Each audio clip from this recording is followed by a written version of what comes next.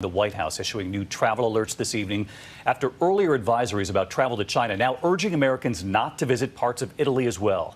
But what about travelers and college students coming home to the U.S.? Are they being tested when they get here?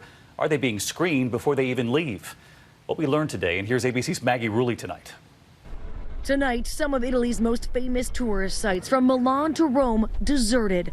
The number of coronavirus cases there spiking 120% in the last 48 hours to more than 1,800 cases. Delta and American Airlines now suspending all flights to Milan. This as the U.S. State Department's issuing its highest travel warning for parts of Italy and South Korea. We want to lower the amount of travel to and from the most impacted areas.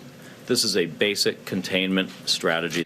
American college students sent home from their studies in Italy, reuniting with their families.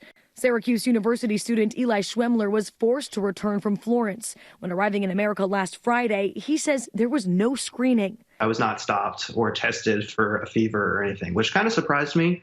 I figured they'd at least take my temperature, but none of that happened. Tonight, fears rippling across the globe. In Paris, the Louvre shuttering for a second day. Museum workers concerned about exposure.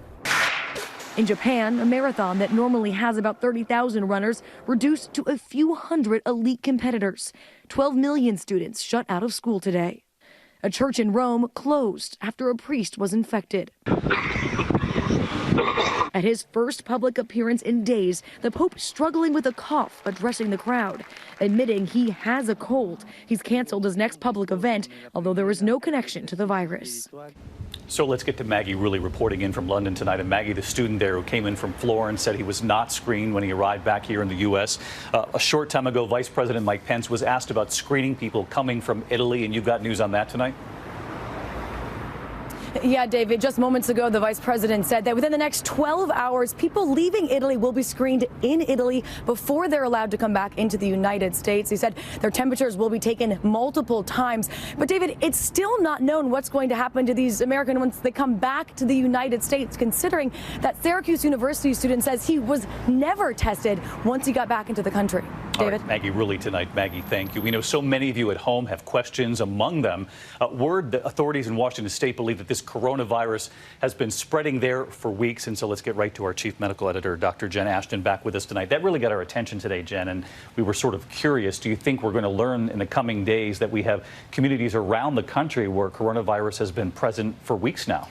I don't think that would be surprising, David. We have to remember we're pretty much 2 months into this, and because so many cases are mild, it may just be that people aren't sick enough, on the most part, to seek medical attention. Which would be a silver lining in this if we find out there have been many cases, we just have not been aware of them. It would be reassuring, yeah. There was the ER doctor from New York City who went on cable news this morning. It got a lot of attention because he said if someone presents with flu-like symptoms or severe respiratory symptoms, that he still does not have a rapid diagnostic test kit for coronavirus. You and I have been talking about this for many, many nights now. Is that not alarming?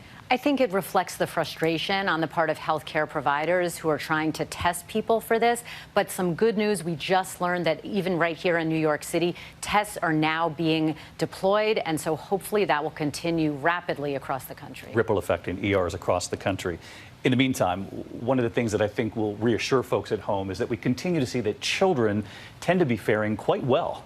Yeah, from the case reports, David, on this, children under the age of 9 represent just about 1% of coronavirus cases. There have been, thankfully, no pediatric deaths, and it's not known whether children are resistant to this virus or whether they actually become infected and just don't develop symptoms. But either way, that is good news. All right, Dr. Jen Ashton with us on this Monday night. Jen, thank you. President Trump today addressing the coronavirus threat and the idea of a vaccine. Several countries working hard, but how soon? So let's go to the White House and senior White House correspondent Terry Moran, senior national correspondent. Terry, a vaccine likely still more than a year away, but the president today saying progress is being made. Let's listen. We're working very hard to expedite the longer process of developing a vaccine. We're also moving with maximum speed to develop therapies so that we can help people recover as quickly as possible. We have a lot of recovery going on. The president on the coronavirus today. And Terry, we've seen an evolution of sorts from the president from Friday night's rally through Saturday and then to today, a very serious tone on coronavirus. We sure have seen that change in tone, David. Last week, as it was clear that this coronavirus was arriving in the United States, the president went to his tried and tested playbook. He downplayed the threat. He sweet-talked the markets.